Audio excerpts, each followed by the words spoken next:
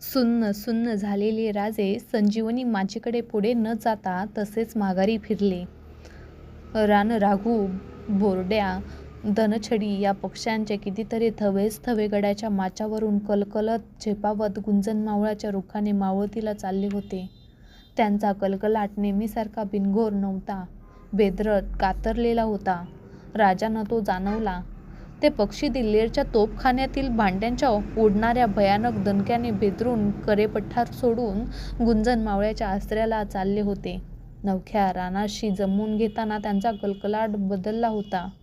राजांनी कर्माजीबरोबर मिर्झा राजाला थैली पाठवली होती. 2 किल्ले देऊ करून तहासाठी हात पुढे केले होते. आदिलशहाच्या विजापूरवर चाल घेण्यास मिर्झा राजाला ससैन्य मदत करू असे सुचवले होते. हरत तऱ्हेचा डाव राजे राजपुतांवर टाकू बघत होते. मध्यंतरी कुर्तोजी गुजरांनी मिर्झा राजाच्या गोठात घुसून त्याच्यावर नंग्या हत्याराची चाल करू बघितली होती, पण कुर्तोजी पकडले गेले होते.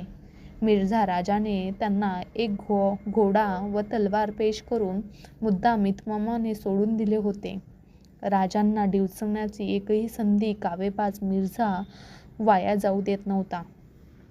पुरंदरच्या वेढ्यातील माणसे उचलून त्याने राजांचा मुलूक लुटण्यासाठी फेकली होती.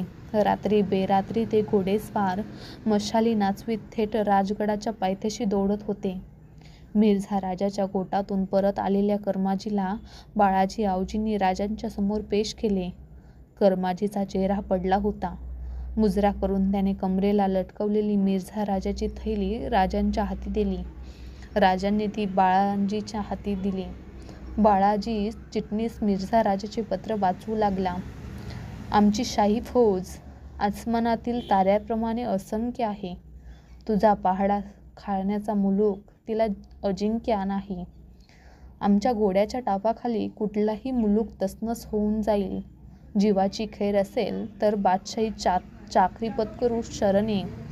असे न करशील तर आपल्याच हाताने तू आपली आणि आपल्या रय्याची खराबी करून घेशील. मिर्झा राजाला पाहिजे होती राजांची संपूर्ण शरणागत.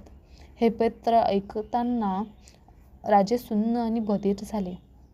राजपुतांच्या गोटात 2 फार खराब गोष्टी कानावर पडल्या. सरकार, समोर उभा असलेला कर्माजी म्हणाला. बोल. आता सगळं खराबच समोर वाढून ठेवलं आहे. राजे बोलले. पुरंदरच्या सफेद बुरुजासमोर दिल्लीरनं लाकडी धमधमे उभे करून तोफांची मारगिरी जारी केलीये.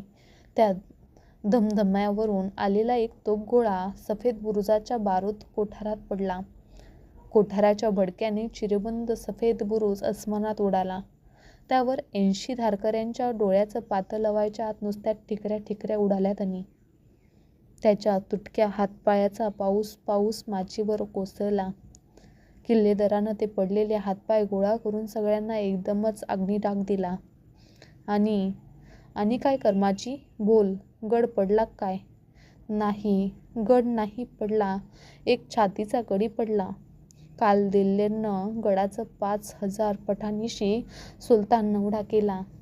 तो मोडून काढण्यासाठी सदर दरवाजा उघडून 700 रामोशी महार धारकरी पाठीशी घेऊन मुरारबाजी त्यांच्यावर तुटून पडले. दोन्ही हातात पट्टे चढवून मुरारबाजी विजेच्या लोळासारखे गड उतरंडीवरून दिल्लीवर कोसळले. हातगाईची हत्यारमार झाली. हाना मारा, हर हर महादेव असं ओरडत मुरारराव चढत्या उन्हात तळपणारे पट्टे दोन्ही हातांनी फिरवीत होते. भरल्या शिवारातील कंस कापावीत तसे पठाणी हशम कापून काढीत होते. फार जोरावर जंग झाला. एका टेकडावर उभा असलेला दिल्लीर खान आपल्या ओठांवर हाताची बोटं ठेवून मिर्झारावच्या हातातील तळपत्या पट्ट्यांकडे बघून म्हणाला. या अल्लाह, अरे तू कैसा सुरमा सिपाही खुदा ने पैदा किया. अली जहाँ के कदमों पर आ, माले माल कर देंगे. खिन्नभर पट्टे थांबवून त्यांच्याकडे पेटल्या डोळ्यांनी बघत गाम थपथपल्या मुद्रेचे मुरारराव तिरस्काराने पचकन थुंकले. ए तो शिवाजी राजियाची इनामबंद शिलेदार आहे. तुझा कौल घेतो की काय? असे मोठ्याने गरजत ते सीधे दिल्लीरच्या रुखाने हत्यार चालवीत पुढे चालून गेले.